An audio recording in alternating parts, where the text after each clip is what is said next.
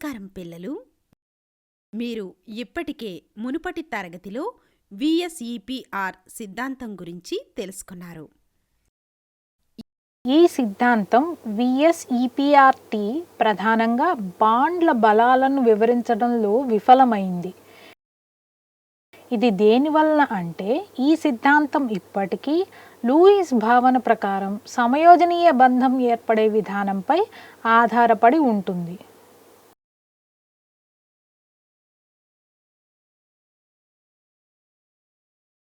ఇది సమయోజనీయ బంధాల ఎలక్ట్రానిక్ స్వభావం గురించి అదనంగా ఏమీ చెప్పలేదు.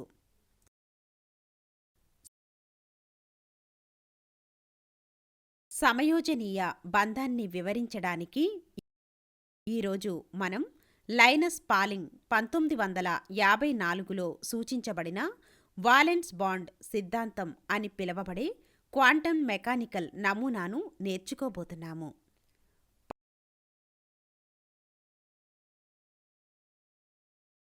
పాఠంతో ప్రారంభిద్దాం. నా పేరు బిందు. మీరు నేర్చుకున్నారు VSEPR సిద్ధాంతాన్ని సిడ్విక్ మరియు పావెల్ ప్రతిపాదించారు. VSEPRT సమయోజనీయ బంధాల నిర్మాణంలో పాల్గొనే వాలెన్స్ షెల్లలోని ఎలక్ట్రాన్లను మరియు ఒకదానికొకటి తిప్పికొట్టే చార్ట్ మేఘాలుగా ఒంటరి జంటలను పరిగణిస్తుంది.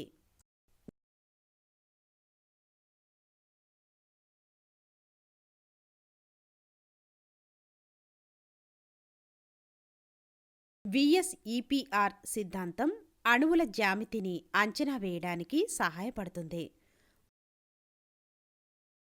బంధ జతల కంటే ఒంటరి జంటలు కేంద్ర పరమాణువు చుట్టూ ఎక్కువ స్థలాన్ని ఆక్రమిస్తాయి. VSEPRT ప్రధానంగా బండ్ల బలాలను వివరించడంలో విఫలమైంది. అభ్యాస ఫలితాలు. ఈ సెషన్ ముగింపులో మీరు దీని గురించి అర్థం చేసుకోగలరు. వాలెన్స్ బాండ్ సిద్ధాంతం యొక్క పోస్ట్యులేట్స్. సమ్మేళనం యొక్క నిర్మాణం. హైబ్రిడైజేషన్. కీలక పదాలు: కక్ష్యలు,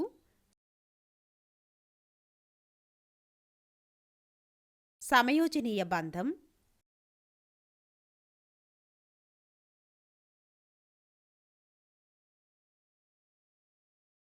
ఎలక్ట్రాన్ యొక్క బాండ్ జత,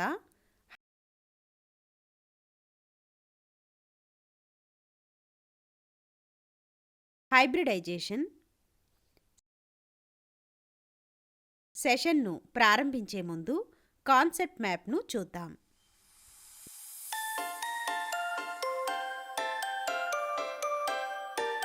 వాలెన్స్ బాండ్ సిద్ధాంతం యొక్క ప్రతిపాదనలు.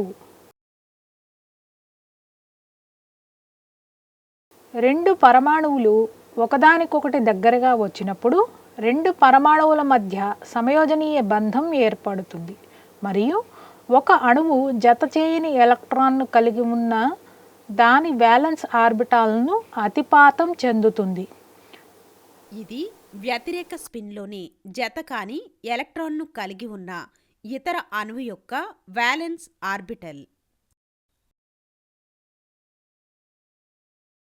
అతిపాతం చెందుతున్న కక్ష్యలలో అలా ఏర్పడిన జత ఎలక్ట్రాన్లు రెండు పరమాణువుల కేంద్రకానికి ఆకర్షితులవుతాయి. ఇవి రెండు పరమాణువులను బంధిస్తాయి. ఉదాహరణకు ఒక H2 అణువు ఏర్పడినప్పుడు జత చేయని ఎలక్ట్రాన్ను కలిగి ఉన్న ఒక H పరమాణువు యొక్క 1s కక్ష్య HH బంధాన్ని అందజేసే వ్యతిరేక స్పిన్ యొక్క జతచేయని ఎలక్ట్రాన్ను కలిగి ఉన్న మరొక H పరమాణువు యొక్క 1s కక్ష్యను అతిపాతం చేస్తుంది మరియు H2 అణువు బంధాన్ని ఏర్పరిచే కక్ష్యల అతిపాతం ఎంత ఎక్కువగా ఉంటే బంధం అంత బలంగా ఉంటుంది. ఇది ఎస్ ఆర్బిటాల్స్ కాకుండా ఇతర ప్రమేయం ఉన్నప్పుడు బంధానికి దిశాత్మక పాత్రను ఇస్తుంది. ప్రతి బంధిత పరమాణువు దాని పరమాణువు కక్ష్యలను నిర్వహిస్తుంది, కానీ అతిపాతం చెందుతున్న కక్ష్యలలోని ఎలక్ట్రాన్ జత అతిపాతంలో పాల్గొన్న రెండు అణువులచే భాగస్వామ్యం చేయబడుతుంది.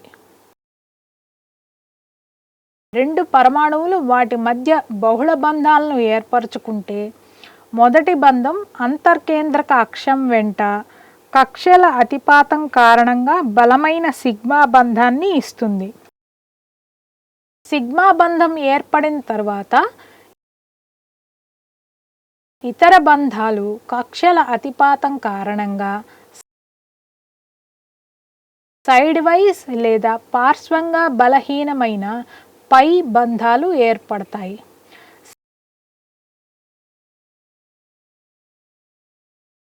సిగ్మా బంధం బలంగా ఉంటుంది ఎందుకంటే ఎలక్ట్రాన్ జత భాగస్వామ్య రెండు కేంద్రకాల మధ్య ఎండ్ ఎండ్ లేదా హెడ్ ఆన్ ఓవర్లాప్ కారణంగా ఎక్కువ కేంద్రీకృతమై ఉంటుంది మరియు రెండు కేంద్రకాలకు ఆకర్షింపబడుతుంది.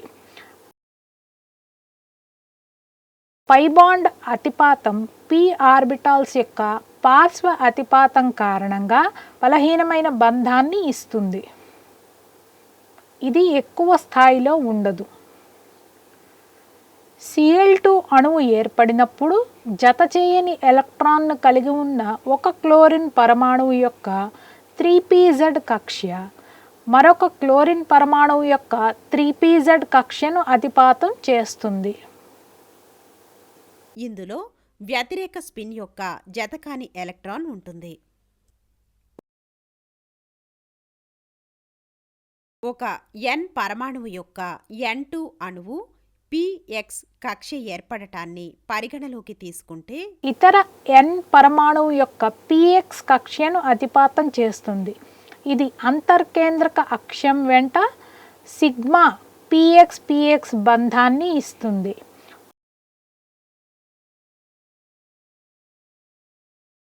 ఒక N పరమాణువు యొక్క py మరియు pz కక్ష్యలు ఇతర N పరమాణువు యొక్క py మరియు pz కక్ష్యలను పార్శ్వంగా అతిపాతం చేస్తాయి.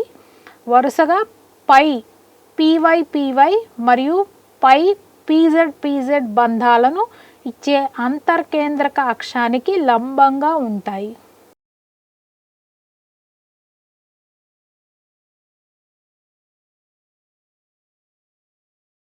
కాబట్టి N2 అణువు రెండు నైట్రోజన్ పరమాణువుల మధ్య ట్రిపుల్ బంధాన్ని కలిగి ఉంటుంది.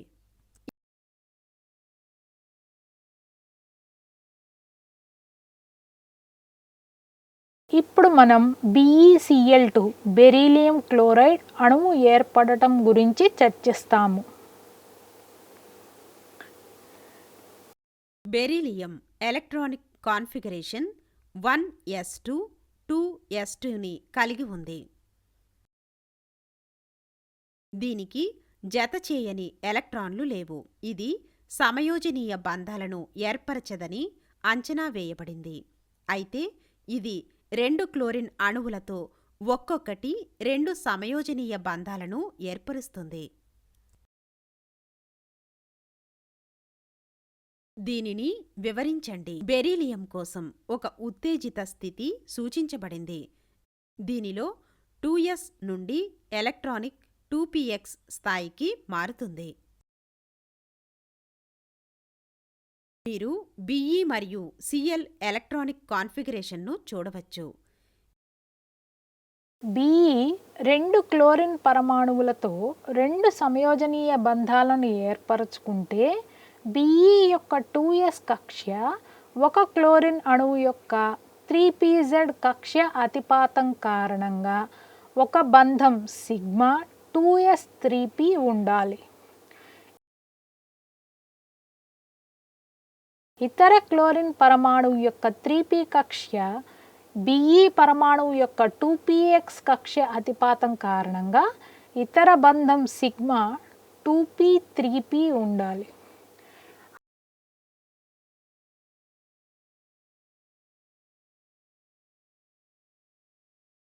అతిపాతం చెందుతున్న కక్ష్యలు వేరువేరుగా ఉన్నందున రెండు BeCl యొక్క బంధ బలాలు తప్పనిసరిగా భిన్నంగా ఉండాలి.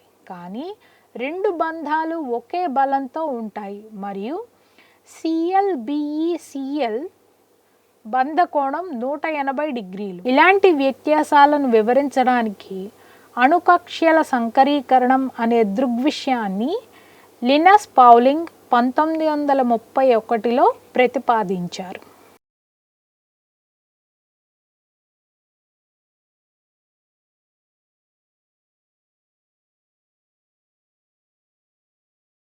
సంకరీకరణం అనేది పరమాణువు యొక్క బయట షెల్లోని ఉండే దాదాపు సమానమైన శక్తిగల పరమాణు కక్ష్యలను కలపడం మరియు అదే సంఖ్యలో కక్ష్యలుగా మారడం లేదా పునఃపంపిణీ చేయడం. అయితే శక్తి మరియు ఆకారం వంటి సమాన లక్షణాలతో కూడిన దృగ్విషయం.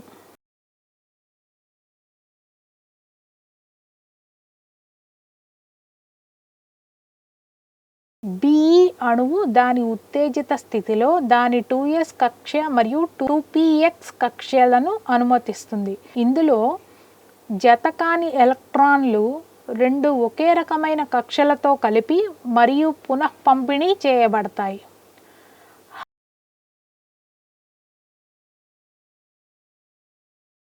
హండ్ నియమం ప్రకారం ప్రతి కక్ష్య ఒక ఎలక్ట్రాన్ను పొందుతుంది.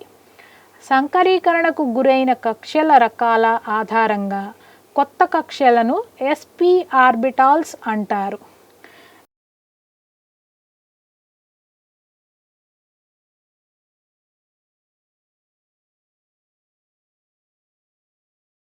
Be యొక్క రెండు sp కక్ష్యలు 180 డిగ్రీల కోణంతో వేరు చేయబడ్డాయి. ఇప్పుడు ప్రతి క్లోరిన్ పరమాణువు దాని 2pz1 కక్ష్యతో వస్తుంది మరియు Be యొక్క sp కక్ష్యలతో అతిపాతం చెంది రెండు ఒకేలా BeCl బంధాలను సిగ్మా spp బంధాలు ఏర్పరుస్తుంది. Cl-BeCl = 180 డిగ్రీలు.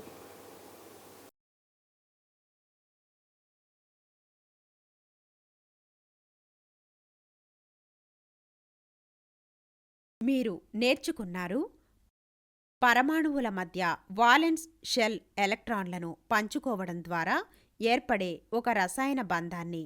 అవి రెండు వాటి వాలెన్స్ షెల్లలో యాక్టెడ్ లేదా డ్యూప్లెట్ను పొందగలవు.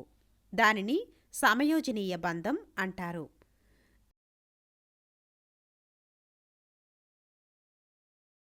రెండు పరమాణువులు ఒక జత ఎలక్ట్రాన్లను పంచుకున్నప్పుడు ఒకే సమయోజనీయ బంధం ఏర్పడుతుంది. ప్రతి భాగస్వామ్య జత ఎలక్ట్రాన్లు ఒక సమయోజనీయ బంధానికి సమానం.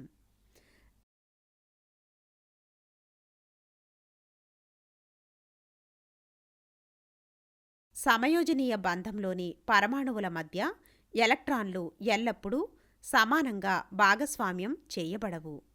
ఇది బాండ్ పోలారిటీకి దారితీస్తుంది.